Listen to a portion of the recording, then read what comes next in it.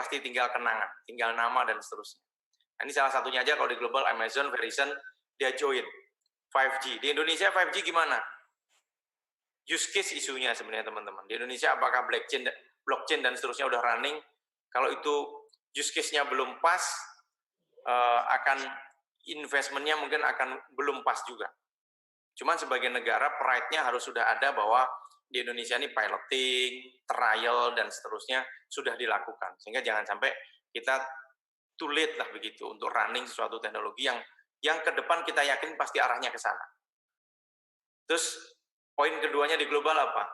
Banyak negara yang sudah mendeklar dirinya resesi. Jangan sampai terjadi di kita, intinya kan gitu.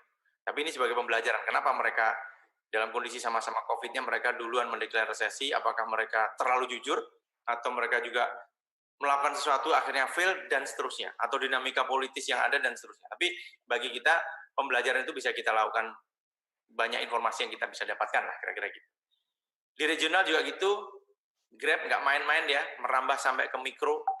Karena pertumbuhan Indonesia teman-teman, sekali lagi beberapa kali saya share juga, saya yakin 2030, 2045 yang Indonesia diramal oleh banyak pihak akan menjadi top keempat dunia pertumbuhan ekonomi itu datangnya kemungkinan besar dari mikro. Dan kemungkinan besar yang hari ini masih greenfield.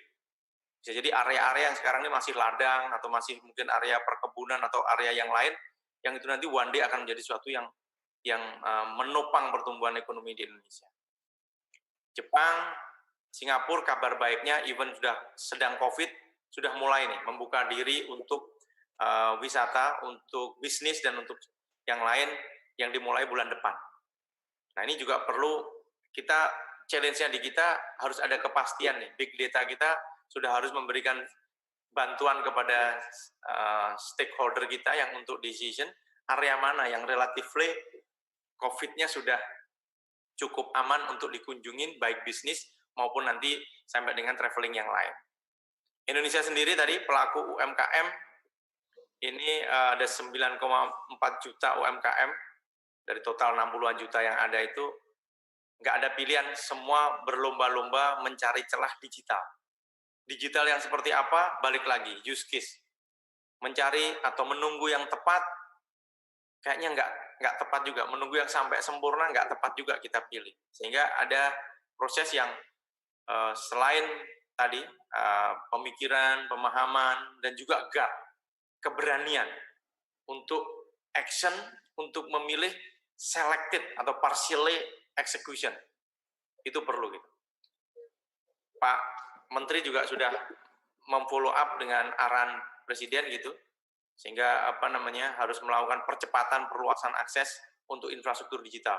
Sekian ribu desa harus dijangkau dan seterusnya gitu ya. Oke, lanjut.